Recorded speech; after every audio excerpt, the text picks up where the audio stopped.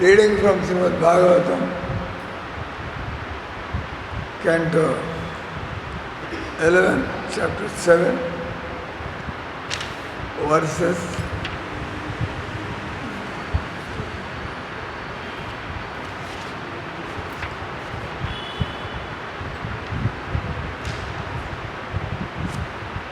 24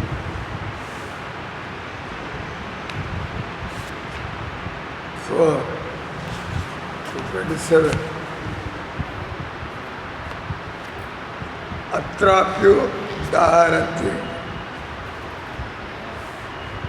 మమితిహాసం పురాతనం అవధూతస్య సంవాదం యదో రవిత తేజస అవధూతం ద్విజౌ కంచ చరంత మగతో భయం కవిర్నిరీక్ష తరుణం యదు పప్రశ్య ధమవిత్. శ్రీ యదురువాచ కుతో బుద్ధి ప్రియం బ్రహ్మన్ న కర్తు సువిశారద యామాసాధ్య భవాల్లోకం విద్వాంసరతి బాలవత్.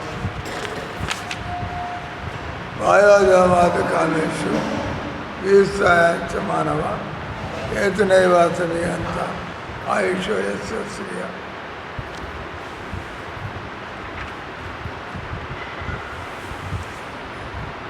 అనువాదము తాత్పర్యం.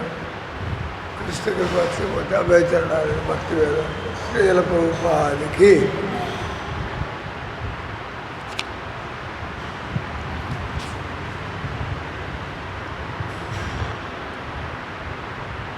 ఇక్కడ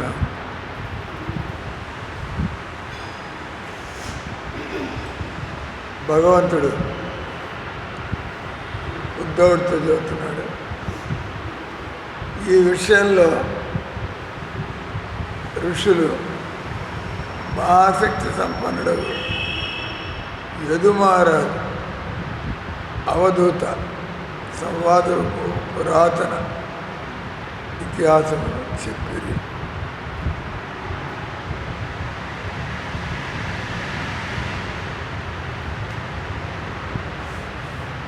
ఈ విషయంలో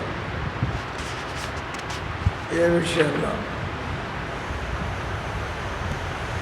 మానవ జన్మ పొందినవారు ప్రత్యక్షంగా పరోక్షంగా నన్ను నేరుగా అన్వేషించవలను.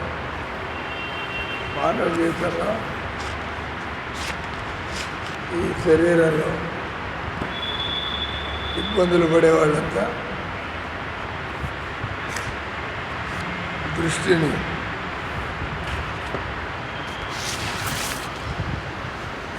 భగవంతుడు తిప్పుకుంటే కానీ మన దుర్దశ అనేది మారే అవకాశం లేదు.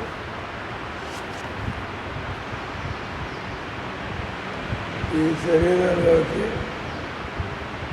రావడం ఆత్మకి ఎంతో ఇబ్బందికరంగా ఉంటుంది.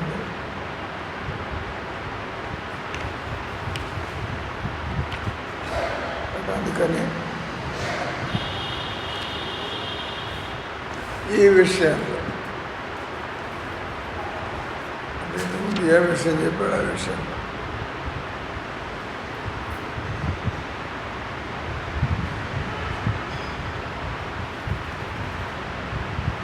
మానవ జన్మ పొందిన వాళ్ళు ప్రత్యక్షంగా పరోక్షంగా వాళ్ళ బుద్ధిని తెలివితేటలు ఉపయోగించి భగవంతుడిని అన్వేషిస్తారు. ఈ విషయంలో ఋషులు మహాశక్తి సంపన్నుడు యదు మహారాజ్ ఎవరిని మహాశక్తి సంపన్నుడు అనగానే ఆయన తపస్సు అయి ఉండాలా, మహాభక్తుడై ఉండాలా, మహాజ్ఞాని అయి ఉండాలా. అయితే అందరూ మాలో కుక్కలు పిల్లలు బతుకుతూ ఉంటారు. మామూలు మనుషులు ఎంతవరకు ఆహార నిద్ర భయమవుతున్న మామూలు వ్యక్తులు ఎప్పుడు కూడా ఆహారం గురించి, నిద్ర గురించి, స్త్రీతో సంబంధాల గురించి, డబ్బుల ఏర్పాటు గురించి ఎప్పుడు వాళ్ళు అంత కానీ ఋషులు మహాశక్తి సంపన్నుడైన యదుమహారాజు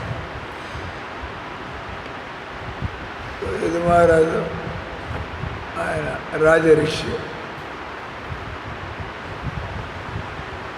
ఇక్కడ ఋషులు మహాశక్తి సంపన్నుడు యదుమహారాజు. యదుమహారాజు గురించి రండి. ఋషులు అంటే జ్ఞానం ఉన్నట్టు, వేద జ్ఞానం ఉన్నటువంటి వాళ్ళు, వేద జ్ఞానాన్ని ఆచరిస్తూ బతికేటువంటి వాళ్ళు ఋషులు. మహాశక్తి సంపన్నులు. మహాశక్తి అనేది ఉంటుంది ఒక రోజులో వచ్చేది కాదు. ఇది రోజు సంపాదించి ఏదైనా కూడా బలం కావాలంటే ఒక్కరోజు దండాలు బస్తీలు తీస్తే ఒక రోజులో వచ్చేది. శరీరంలో స్టామినా పెంచడం అంటే మన శ్లోకాలు గుర్తుపెట్టుకోవడాలి అని కూడా ఒక రోజులో కాదు, రోజు రోజు మనసు పవిత్రమవుతూ మన పట్టుదల చూసి భగవంతుని అనుగ్రహించి మహాశక్తి సంపన్నుడు అంటే ఆయన ఎంతో తపస్సు చేయడం ద్వారా మానసిక శక్తులు, శారీరక శక్తులు,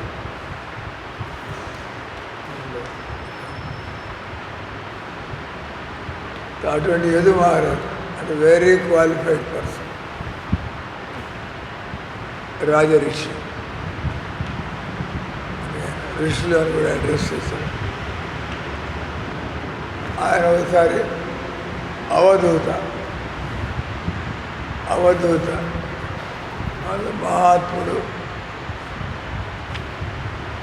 ఆ తర్వాత అవధూత అంటే one who's beyond rules and regulations. అంటే ఆయన భగవంతుడు ప్రేరేపించిన విధంగా అవధూతలు మామూలు మనంతా కూడా మనకి బిడియము, సంకోచము, అందరూ చూస్తున్నారు, ఎవరేమనుకుంటారు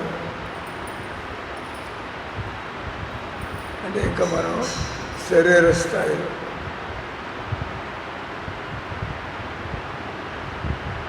ఏదైనా వెనకటి కాలంలో కితాబ్ పడ రहा था పురుషోత్తం మాస్ ఆడవాళ్ళు నన్ను చదివింది భర్త లేకపోతే ముడి కొప్పు కట్టుకోవాలి.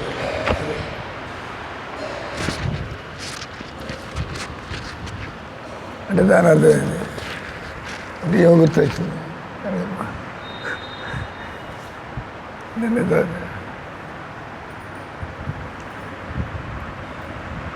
వాళ్ళ ఆలోచనలు బట్టి అంటే ప్రతి మనిషి వాళ్ళ ఆలోచన. ఈయన ఉద్యోగం చేస్తున్నాడు, ఈయన జుట్టు పెట్టుకోవచ్చు, అందరితో పాటు తిరుగుతున్నాడు, కానీ ఈయనకి భక్తి ఎక్కువైపోయి భక్తులతో పాటు ఎక్కువ తిరుగుతావు. ఆయనకి నేను భక్తుల్లాగా తిలకం పెట్టుకుంటా. వాళ్ళ ఆఫీసులో వాళ్ళంతా కూడా ఏదైనా ఎటు వచ్చాడు అనుకోవచ్చు, అంటే అనుకుంటారు. కానీ యూ కేర్లెస్, ఎవడేమనుకుంటే నా బతుకు నాది, ఎవడు బతుకాడదు. అంతే దీని అంటే ఎవరికైతే పట్టుదల బలంగా ఉంటుందో వాడేమనుకుంటాడు, ఈడేమనుకుంటాడు. ఏది చేయాలని శాస్త్రం చెబుతోంది, ఏది చేయడం నా బతుకు మంచిది, ఆధ్యాత్మిక జీవితానికి మంచిది, ఏది చేస్తే భగవంతుడు సంతోషపడతాడు.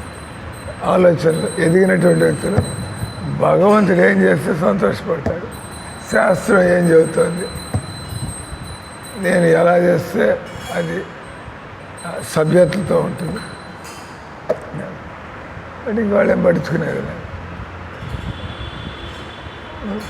అంటే శాస్త్రాలు, గురువులు, భగవంతుడు సభ్యత, ఆ పద్ధతిలో అది కరెక్ట్. అది కదా. అంటే మనం మనిషి ఏ వయసులో ఏ అవస్థలో ఎలా బతకాలో అలా బతకాలి. వాడికి నచ్చింది నచ్చలేకపోతే నేనేం చేయాలి? What can I do? వాడి కోసం వేసుకోవట్లే, అంతే కదా. మనం బతికేది ఆయన కోసం. అంటే ఇక్కడ అవధూత అంటే ఇండిఫరెంట్. ఆయనకి అర్ధరాత్రి హరే కృష్ణ కింద పోతాం 3 గంటలకి, రాజశేఖర్ అప్పటికే లేచేసి హరే కృష్ణ కృష్ణ కృష్ణ హరే హరే హరే రామ రూమ్ నుంచి శబ్దం వస్తూ ఉంటుంది. అంటే భక్తుల జీవితం ఒక రకంగా ఉంటుంది. కర్మీ జనాలు ఎవరైతే శరీరం కోసం బతుకుతూ ఉంటారో వాళ్ళ పద్ధతి వేరే రకంగా ఉంటుంది.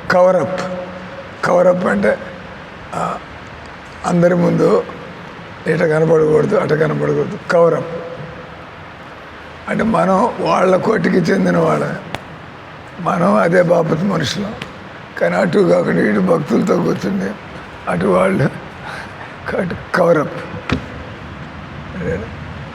టేక్ వన్ సైడ్, ఏదో పక్క వెళ్ళిపోవడం. మన బతుకులు మనకి. కానీ అవధూత అంటే బాగా ఎదిగినటువంటి వ్యక్తులు. వాళ్ళు ఎవరి గురించి వాళ్ళు ఎంతవరకు ధర్మం ప్రకారం ఏం చేయాల, శాస్త్రాల ప్రకారం ఏం చేయాల, భగవంతుడు ఆయన ఎలా ఉంటే సంతోషపడతాడు. మీరు అప్పుడప్పుడు చూస్తూ ఉంటారు ఇస్కాన్లో నాలుబండి. అమెరికా చూసా, మీరు ఇక్కడికి రాలేదేమో కదా, చూసాడు. నర్తకి మాతాజీ, ఓ మాతాజీ ఏ మాతాజీ కూర్చోలో బయట రైతే బృందావన్. వాళ్ళంతా కూడా తెల్లగొడ్డలు వేసుకుని, వాళ్ళేమి అమెరికాలో ఉన్నప్పుడు ఎట తిరిగారో ఏందో పెళ్లి చేసుకున్నారు. తర్వాత ప్రభుపాద దగ్గరికి వచ్చారు, తర్వాత వదిలేయడం జరిగింది. వాటెవర్ అయితే వాళ్ళు నిర్ణయించుకున్నారు, మనం ఇంకా ఎవరికి చూపించుకోవక్కర్లేదు. నేను ప్రభుపాదులు ఎవరు వెనకాల పడిపోవాలా, భగవంతుడు వెనకాల పడిపోవాలా, ఎవరు నన్ను ఆయనట ఈమెట మనం ఈ విధంగా ఆలోచించదలుచుకోలేదు. వాళ్ళు భారతదేశంలో కూడా ఇప్పుడు ఎవరు కూడా తెల్లగొడ్డలు కట్టుకోరు. భర్త చనిపోయినా కూడా తెల్లగొడ్డలు కట్టుకోరు. వాళ్ళకి తెలియాల ఇంకా ఏం కావాలి వాళ్ళకి. అమెరికా వాళ్ళు చూసారా, మీరు చూసింటారు బృందావనంలో 7-8 మంది ఉన్నారు అక్కడ. తెల్లగొడ్డలు కట్టేసుకుని, గుండు కొట్టుకుని, తిలకం పెట్టుకుని చక్కగా దేవుడి సేవల్లో తిరుగుతాం. చూసేవాళ్ళని తెలిసిపోతుంది ఈమెకి ఇంకా ఈ మగవాళ్ళు, ఈ కుటుంబాలు వీళ్ళతో వీళ్ళకి సంబంధం లేదు. వీళ్ళ బతికేంతవరకు మా దృష్టిలో మేము చనిపోయాం ప్రపంచానికి. మాకు ఇంకా బతుకున్నా అంటే ఏదో దేవుడి సేవలు చేసుకోవడానికి. Not interested in anything. ఏ విషయాలు మాకు ఇంట్రెస్ట్ లేదు. ఎవరేమనుకున్నా మాకేం సంబంధం లేదు. మా బతుకులు ఎంతవరకు ఎలా ఆధ్యాత్మికంగా ఎదగాల, ఎలా నేను భగవంతుడి భక్తి చేసుకోవాలి, దానికి గట్స్ ఉండాలి. గట్స్ సమాజంతో ప్రభావితం అవుతుంటే ఎటు కాకుండా మన ఆలోచన, అటు దేవుడి మీద పాటుల ఆలోచనలు, అటు పూర్తిగా సమాజంతో పాటు కూడా నోవేర్, రెండింటికి చెడిన రేవడు కదా. ఇప్పుడు వాళ్ళు వినాయక చవితి అది ఇది ఏదో చేస్తూ ఉంటారు. మన బతుకు మంది వాడు శివరాత్రి అంటాడు, నవరాత్రి అంటాడు, అది అంటూ ఉంటాడు. భక్తులకి ఇటువంటి స్పృహ ఉండదు. ఎందుకంటే వాళ్ళ రోజు జీవితం భగవంతుడికి డెడికేటెడ్. వీడికి ఎప్పుడు పని అంత బేవర్స్ ఇష్టం వచ్చినట్టు బతుకుతాం. ఒకరోజు నవరాత్రి క్యూలో నిలబడిపోయేసి నన్ను వ్యవస్థ అంటే తోసుకోమాకండి, కుమ్ముకోమాకండి. ఓ గొప్ప భక్తులు అయిపోయినారు వినాయకుడికి. రోడ్ అంతా జామ్ అయిపోయి బ్లాక్ అయిపోయి వాడు మైకుల్లో ఇదంతా కూడా కొద్దిగా సహించండి, క్యూలో రండి, ప్రశాంతంగా ఉండండి. మనం జన్మాష్టమి ఇక్కడ కూడా అదే కూడా అది నేను అనుకున్నా. నేను వాడే దర్శనం చేసుకుని ఇట్లాంటి రోజు వచ్చి గంటలు కూర్చోవచ్చు. అదే రోజు జన్మాష్టమి అదే వాడి మీద ఎక్కేసి వీడి మీద ఎక్కేసి దూకేస్తూ కేకలు వేసుకుంటా వాళ్ళంతా చెమట పడుతూ కంపు కొడుతుంటే వాళ్ళ తమాషా భక్తిలో పాడలే.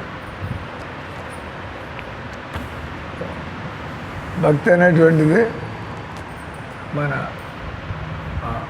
రోజు జీవితంలో జ్ఞానాన్ని కలిగి ఉండి, వైరాగ్యాన్ని కలిగి ఉండి, భక్తిలో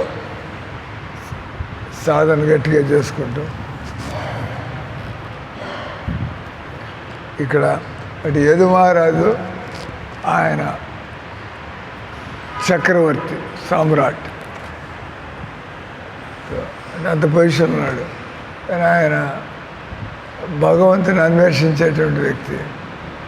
మాలో పెద్ద పెద్ద అంటే ఆరుబాటంగా పోతూ ఉంటారు. ఆయన నేను భగవంతుడి యొక్క దాసుడిగా రాజ్యాన్ని పరిపాలించాలి అంటే ఆయన బాధ్యతగా ప్రజలందరి కోసం బతుకుతూ ఉంటాడు.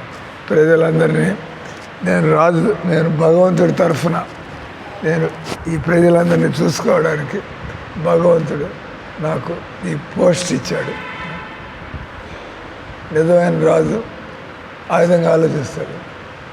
ఇదేమి పెత్తనం చేయడానికి పోస్ట్ కాదు, ఇదేమి అనుభవించడానికి పోస్ట్ కాదు, ఇది ప్రజలకు సేవ చేసుకోవడానికి పోస్ట్.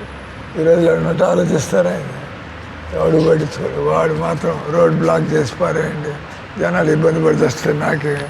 నేను పోతే ఒక పైలట్, ఒక ఎస్కార్ట్, ఒక కాఫీలే అంటే కరవాన్, 10 బళ్ళు ముందు 10 బళ్ళు అని జనాలు కావాలంటే వాడు ప్రజాప్రతినిధి. ప్రజలంతా సత్తాయిస్తే ఇబ్బంది పెట్టుకుంటూ వాడు జల్సా చేస్తున్నాడు. వీళ్ళంతా కూడా శాస్త్రజ్ఞానం లేదు కాబట్టి వీళ్ళు జనాల ఓట్లు అడుక్కొని తర్వాత జనాల్ని మనం ఎలా వాడుకోవాలి తర్వాత అనుభవిస్తారు. వచ్చే జనంలో వీళ్ళంతా ఎవరైతే ఒక నాయకుడు అయ్యండి. ఇప్పుడు నేను ఒక గురువు గారు అనుకోండి, మీకు నచ్చినా నచ్చకపోయినా నేను చెప్పాల్సింది చెప్పాలి. అదే ఇది చదివితే శ్యామరామ్మకి నచ్చదేమో, అమ్మ నాకు మీకు నచ్చే చెప్పడం నా పని. అది నా పని ప్రభుపాదులు అంటే చెప్పాలి, అడటి చెప్పాలా. నా పని శాస్త్రాలు ఏం చదువుతున్నాయో చెప్పాలి. ఈ శ్యామలకు నచ్చితే నాకు వైడ్ కేర్ అంతే కదా. మీరు మంచి శిష్యులు అయితే మీరు ఎట్లా మహారాజ్ చెప్పినట్టుగా మనం భక్తిలో ఎదగాలంటే ఎట్లా వెళ్ళిపోతూ ఉండాలి. నేను అది మహారాజ్ చెప్పిన అది నచ్చింది, ఇది నచ్చలేదు నాకు, అది చేస్తాను, ఇది చేయను, నాన్ సెన్స్, ఫైర్ అవుట్. మీరు మీ తలకైతేనే బతుకుతున్నారు, మన తలకైతేనే పోతున్నాం. మనం ఎదుగుతున్నది ఏం లేదు భక్తులు. ఎందుకంటే దీనిలో కూడా సెలక్షన్ నీకు నచ్చింది, మనకి నచ్చకపోతే ఆయన చెబుతూ ఉంటుంది మనకెందుకు వచ్చింది. ఇదంతా కూడా భక్తిలో ఎదగడానికి ఏమీ పనికిరావు. భక్తిలో ఎదగడంటే వింటూ అంటే నేర్చుకుంటుంటే దూసుకొని పోతూ ఉండడు. అదే ప్రభుపాద శిష్యులు వాళ్ళు అమెరికా వాళ్ళు, ఆస్ట్రేలియా వాళ్ళు, పెళ్ళాం బిడ్డలు ఉండేవాళ్ళు మొత్తం అంతా గుండు కొట్టుకుని అమెరికాలో ఉంటున్నారు. వాళ్ళే అలాగే లెక్కలు అమెరికాలో ఉండి మన బతుకు మంది, అమెరికాతో మనకేం సంబంధం. మనం ఎప్పుడూ కృష్ణుడి కుటుంబంలో చేరాం కదా. అవధూత అంటారు. అవధూత అంటే ఫిక్స్డ్ అప్. నాకు దేవుడి కోసం నేను ఏమేం చేయాలో అవన్నీ నేను చేయాల్సిందే. నేను వేరే విధంగా నాకు నచ్చిందా ఇతరులకి నచ్చిందా నాకు సంబంధం లేదు. శాస్త్రం చెప్పినట్టుగా పోతూ ఉండాలి.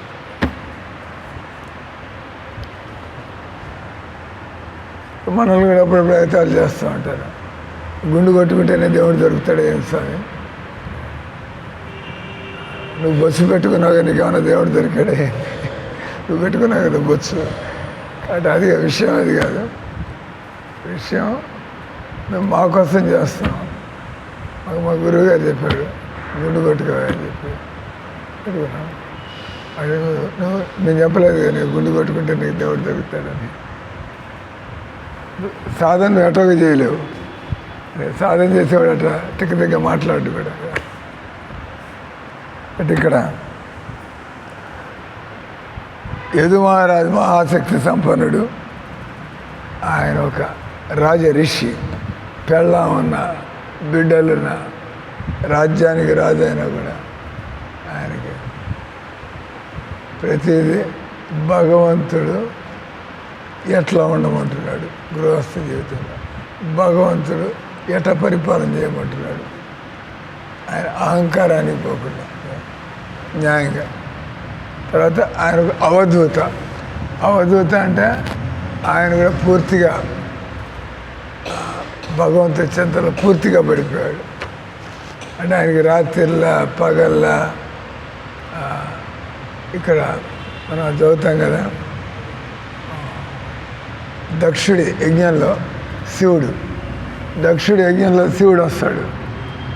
మామూలుగా సభ ఏదైనా జరుగుతుంటే మర్యాదలు హెడ్ గారు రాగానే అందరు లేచి నిలబడడం, అందరూ అభివాదం చేయడం, ఆ తర్వాత ఆయన కూర్చున్న తర్వాత అందరూ కూర్చోవడం సభల పద్ధతులు. కానీ శంకరుడు ఆయన మహాయోగి. ఆయన వచ్చాడు. ఏదో దక్షుడిగా ఆయన మామగారు అవుతాడు. దక్షుడు కూతురిని శివుడు పెళ్లి చేసుకున్నాడు.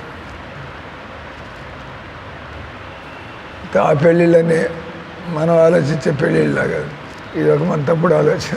పెళ్ళి ఆయన పెళ్ళాం అనగానే వాళ్ళ లెవెల్ అవన్నీ వేరు. ఆయన కూడా భగవంతుడు సేవలు చేయడానికి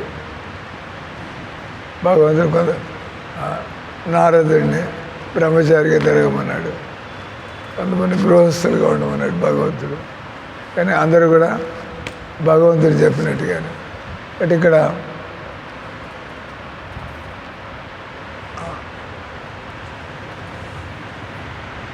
యదు మహారాజు ఆయన అవధూత. ఇద్దరు గొప్పవాళ్ళే. ఎవరికి భౌతికత లేదు, ఎవరికి భోగ దృష్టి లేదు, ఎవరికి ఏదో పదవులు కావాలని లేదు. అంత ఇద్దరు భగవంతుడికి అంకితమైనటువంటి వ్యక్తులు. ఒక ఆయన గృహస్థ జీవితంలో ఉంటో రాజ కుటుంబాల్లో ఉంటో ఆయన అన్నీ వదిలిపారేసి ఆయన. కానీ ఇద్దరు లక్ష్యం కూడా ఒకటే. వాళ్ళు కలుసుకున్నప్పుడు ఏమైంది ఈ విషయం. ఈయన కృష్ణ భగవానుడు ఉద్ధవుడికి ఒక స్టోరీ మాధ్యంగా ఒక స్టోరీని చెబుతూ, ఉదాహరణకి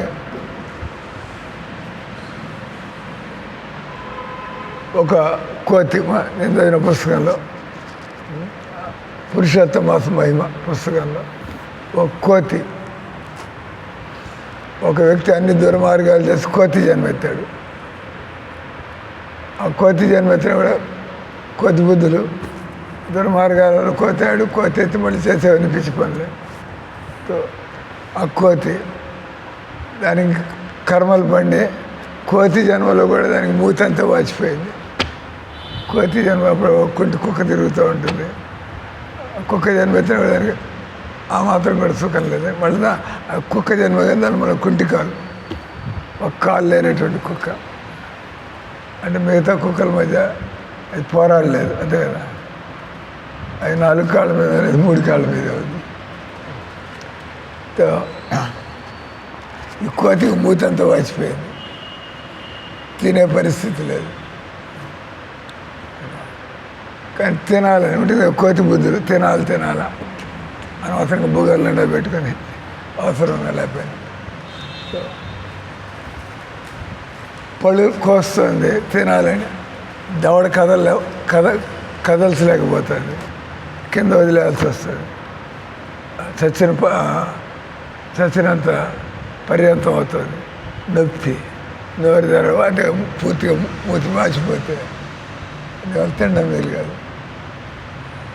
పళ్ళు లాగుతుంది, ఇక్కడ దాకా వచ్చేప్పటికి తినలేకపోతుంది.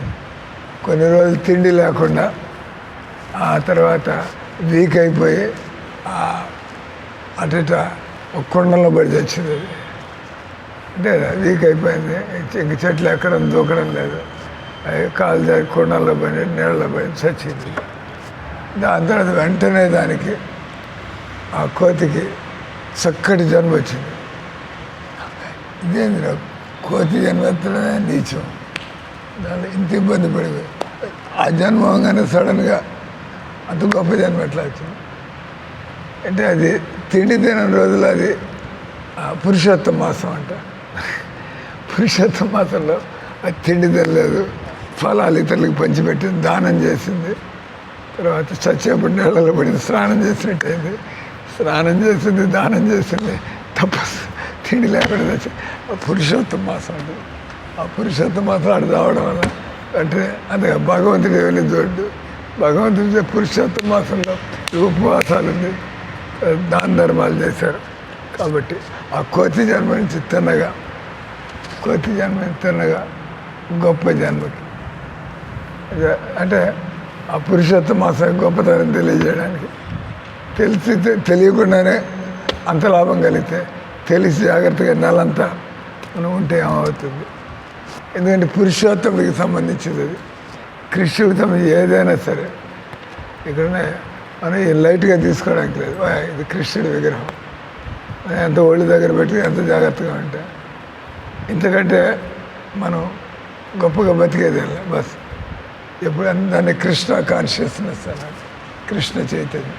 ఎందుకంటే నువ్వు జీవితంలో ఎంత నువ్వు జాగ్రత్తగా ఉంటావు, దేవుడిని మర్చిపోకుండా ఎంత నువ్వు దేవుడికి సేవలు చేసుకుంటావు, భక్తుల్ని గౌరవిస్తావు. లాస్ట్ బర్త్ ఎప్పుడు దేవుడు కృష్ణుడు వేరే పని అని జనం ఈడేంద్ర ఇంత కలెక్టర్ గారు దేవుడి ముందు వచ్చి ఓడికిపోతున్నాడు అని ఇంత శ్రద్ధ ఉంది. విగ్రహమే కదా, అది ఏం చేస్తుంది ఆ విగ్రహం. కానీ మీ భక్తులైతే మీకేం కనబడుతోంది, మీరేం మాట్లాడుతున్నారు ఆయనతో, అది మిగతా వాళ్ళకి ఏం తెలుస్తుంది, వాళ్ళకి తెలుస్తుంది. వాళ్ళు ఈయన ఇంత పెద్ద ఆఫీసులోకి వచ్చాడంటే హాట్ హూట్ అంటూ ఇట్లా అందరినీ పరిగెత్తిస్తూ ఉంటాడు. ఆయన దేవుడి దగ్గరికి వచ్చి పిల్లలాగా తయారై జాగ్రత్తగా దండాలు పెట్టుకుంటూ చేస్తున్నాడు.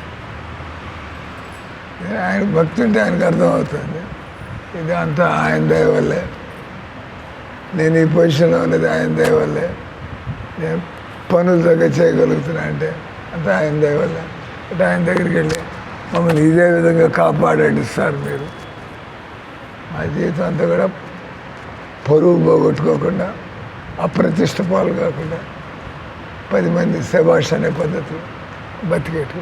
అంటే అవధూత యదుమహారాజు అవధూత వాళ్ళు కలుసుకున్నప్పుడు వాళ్ళు ఒక స్టోరీ అంటే వెళితే ఆ స్టోరీ ఇది.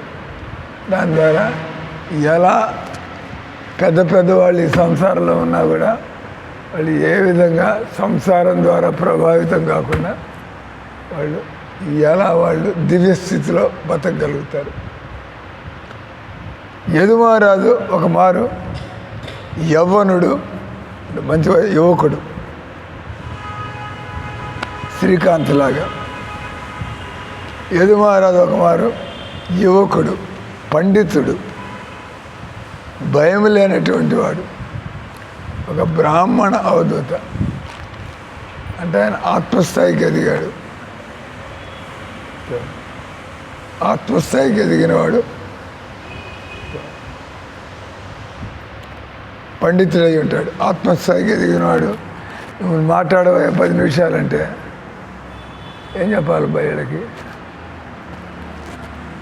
Prabhupada said, if you are on spiritual platform, you can talk all day. No depth of topic.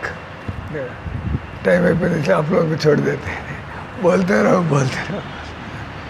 गौर गोविंद स्वामी एक था, गौर गोविंद स्वामी ऐसा था इस्कॉन में कंडीशनल रूल 1 घंटा क्लास बोलो. अब वो गुरु जी वो है और 6 लोग बैठे हैं और गुरु जी को कौन बोले सर 1 घंटा हो गया, क्या नहीं हिम्मत है क्या, चुप.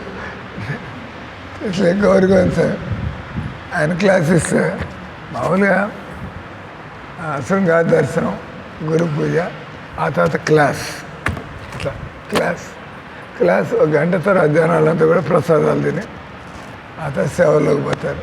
పుస్తకాలు అమ్మేవాడు, బుక్ స్టాల్లో కూర్చునేవాడు, ప్రసాదాల స్టాల్లో కూర్చునేవాడు, రకరకాల సేవలు, పూజారులు వాళ్ళు జపం చేసుకోవడానికి. మహారాజు నాకు తెలియదు ఆ విషయం. ఆ టైంలో ఒకసారి నేను పోయా,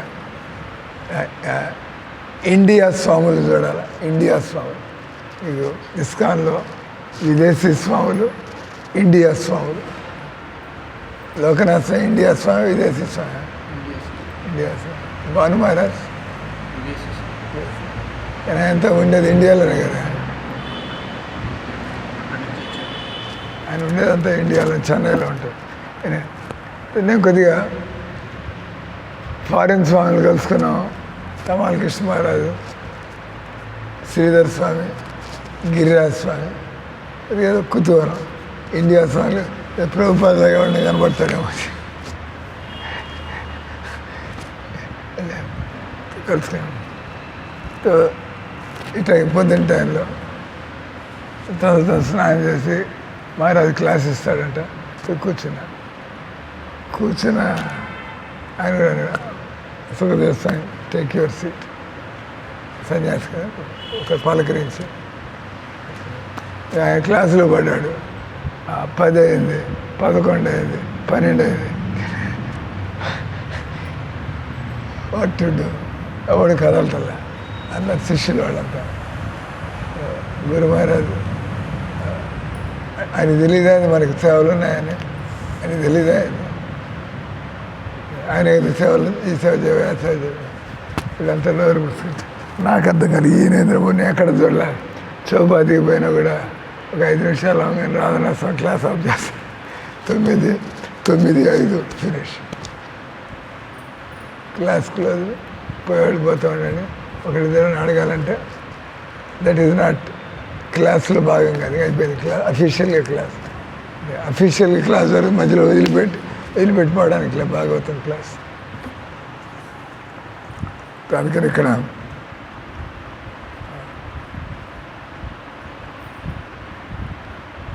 ఆధ్యాత్మిక జ్ఞాన పారంగతుడైన ఆ రాజు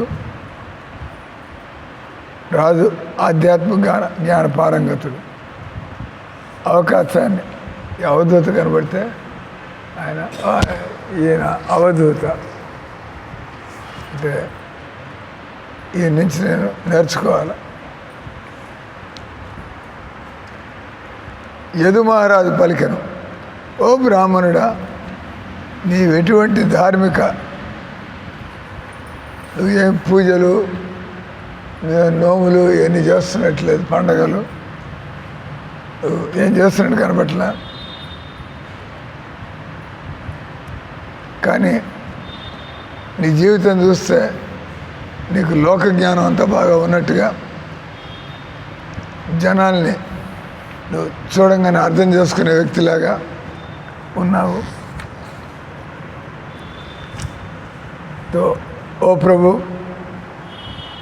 ఈ అసాధారణ బుద్ధి, ప్రభుపాద కూడా ఎక్కడికి పోయినా కూడా ఒకసారి తలకాయ ఇట్లా తిప్పాడంటే ఆయన మొత్తం అక్కడ ఏం జరుగుతుందో అంతా తెలిసిపోయింది. దానికి ఎవడేంది, ఎక్కడేమైంది, వాట్ ఈజ్ వాట్ అంత కూడా భగవంతుడు ఇచ్చే బుద్ధి. అసాధారణ బుద్ధి నీకెట్లు కలిగినది. చూడడానికి ఒక బాలులాగా అమాయకుడిలాగా నువ్వు ఈ లోకంలో ఎందుకు సంచరించుతున్నావు?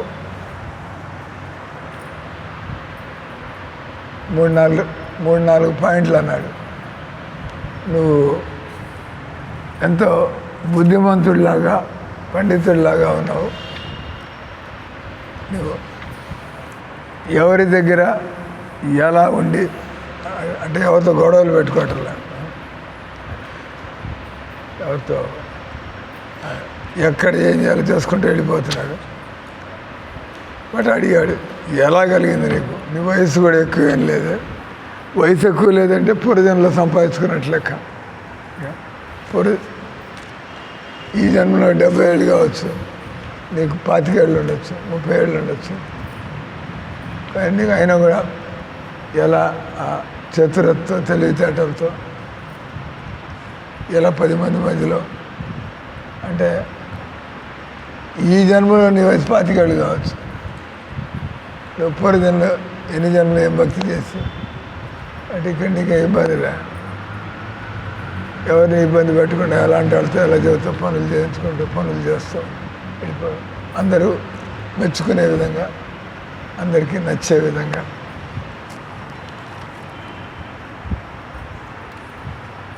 అప్పుడు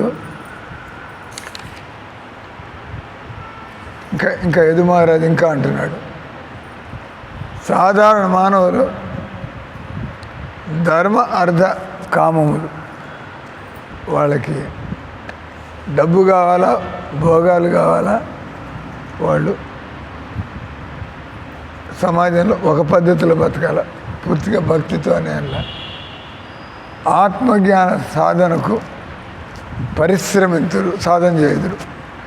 ఆయువుని పెంచుకుంటా, యశస్సును పొందుట, భౌతిక అవస్థ అనుభవించుట సామాన్యముగా వారి ఉద్దేశమైనడు. మామూలు వ్యక్తులంతా కూడా ఎట్లా, ఇందాక ఆయన వచ్చాడు, మీ ఫ్రెండ్ పెళ్లి చేసుకున్నాడు కదా, రూపేష్ మహారాజ్. నేను పెళ్ళి ఇంకా 4 వారం కూడా కాదు, నేను నా పెళ్ళం ఒళ్ళు రాకుండా ఉండాలి, ఏం చేయాలి? దాని మీద ఏమైనా పుస్తకాలు ఉన్నాయి? ఏమైనా బాగానే ఉన్నా కదండి, ఇప్పుడు నీకు పొట్ట వచ్చిందని అన్న అంటే పెళ్ళం అని ఉంటుందేమో, అది తలకాయ తిరిగింది. ఆయన పుస్తకం, నేనే దేవుడి పుస్తకాలు అడుగుతాడు అనుకున్నా. ఒళ్ళు రాకుండా ఉండడానికి ఏం పుస్తకాలు ఉన్నాయి అంటే వాళ్ళని సామాన్యులు. ఆయువుని పెంచుకొనుట, పొజిషన్లు, భౌతిక ఐశ్వర్యం అనుభవించుట సామాన్యముగా వారి ఉద్దేశమైనది. ఈరోజు శ్లోకం యొక్క అనువాదం అది. ప్రభుపాద తాత్పర్యం అది, దేహానికి భిన్నంగా ఆత్మ ఉన్నచో నిజమైన ఆనందం బాహ్య జగత్తుకు అతీతంగా మనలోనే తప్పక ఉండవలనని బుద్ధిమంతుడు ఎరగవలను. ఈ ఫస్ట్ పాయింట్. ఎవరికైనా ఆత్మజ్ఞానం కలిగితే ఎక్కడ నాకు బయట నుంచి నాకు ఏమీ అవసరం లేదు, అంతా లోపలే. ఏమి డబ్బు అవసరం లేదు, గుర్తింపు అవసరం లేదు, పదవులు అవసరం లేదు, పలుకుబడి అవసరం లేదు. ఇదంటే ఆయన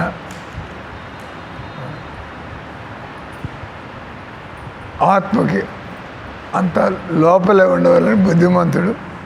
సాధారణ జనులు ఆధ్యాత్మిక విషయాన్ని చర్చించినా కూడా చర్చలు చేస్తారు. సాధనల ద్వారా యశోవంతులు, దీర్ఘాయువులు, ధనవంతులు అవడానికి, అంటే నువ్వు భక్తి చేస్తుంటే చమత్కారాలు చూడాలనుకుంటూ ఉంటావు. కానీ నిజంగా భక్తి చేసేవాడు ఏమీ ఆశించడం లేదు సంసారంలో. కేవలం నాకు ఆత్మ అనుభవం కలుగుతూ ఉండాలి. అంటే బయటకు చూపించడానికి మన దగ్గర ఏముండదు. కానీ అతడు భగవన్నామంలో నిష్ఠావంతుడు. భగవన్నామం నాకు దొరుకుతూ ఉంటుంది సార్, ఇంకేం నాకు అక్కర్లా. యోగాల్లో ఆరోగ్యం కొరకు చేస్తూ ఉంటారు. ధనం కొరకు దేవుణ్ణి ప్రార్థిస్తూ ఉంటారు, ప్రతిష్ట కొరకు పుస్తకాలు చదివి మాట్లాడుతూ ఉంటారు, మాకు కూడా జ్ఞానం ఉందని. కానీ యువకుడైన బ్రహ్మజ్ఞాని అయినటువంటి అవధూత సాధారణ వ్యక్తుల వంటివాడు కాడని, అతడు ఆధ్యాత్మిక స్థితిలో నెలకొని ఉన్నాడని యదుమహారాజు ఆయన గుర్తించాడు. అంటే ఆయన కూడా ఎంత తపస్సు చేస్తున్నాడు అంటే ఆయనకు తెలుసు. మనం భక్తులు అయితే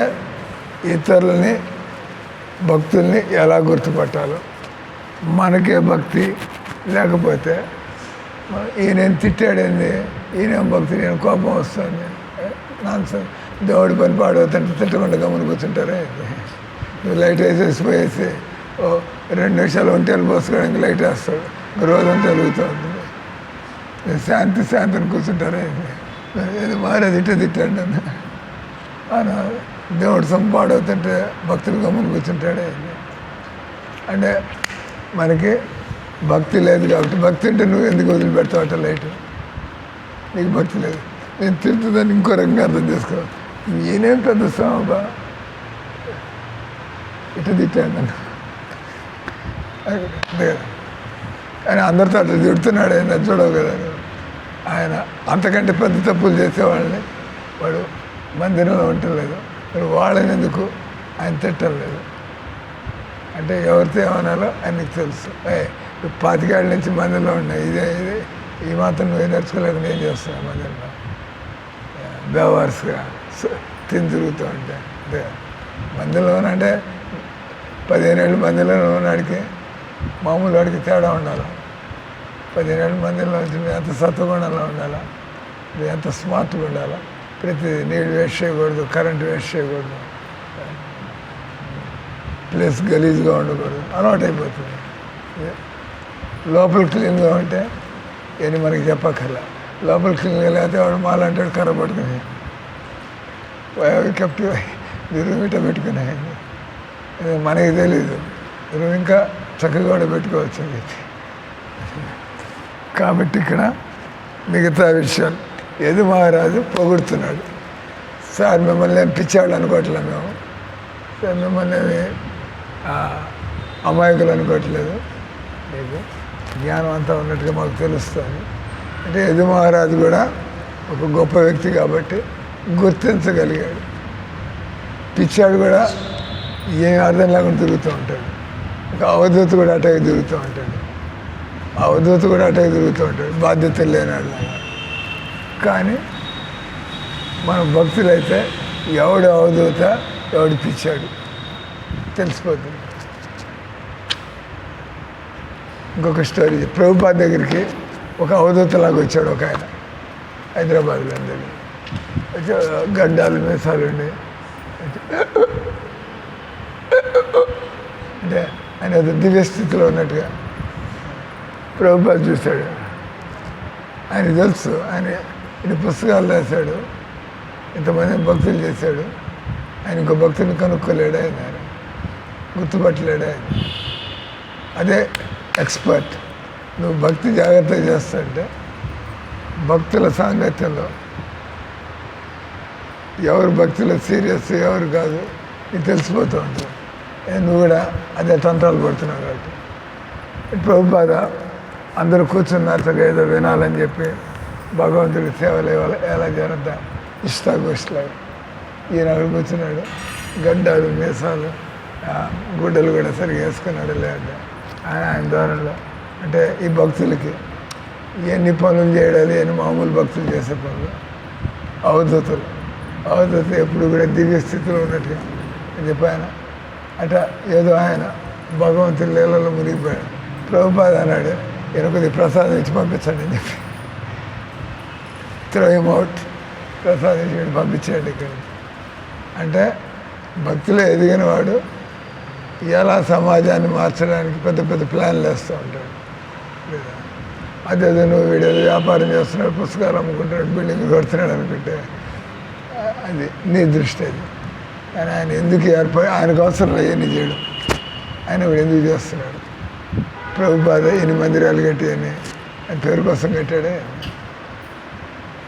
హరే కృష్ణ హరే కృష్ణ కృష్ణ కృష్ణ హరే హరే, హరే రామ రామ రామ హరే హరే.